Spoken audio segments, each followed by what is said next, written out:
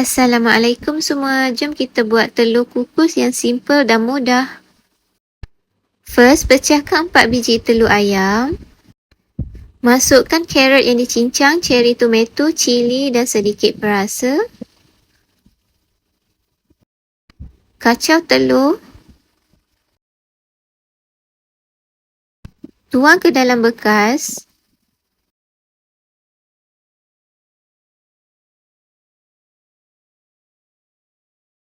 Balut dengan aluminium foil. Panaskan pengukus selama 5 minit dan kukus telur selama 30 minit. Untuk bahan sos pula, masukkan bawang putih dicincang, cili, sos ikan, kicap manis, sedikit air,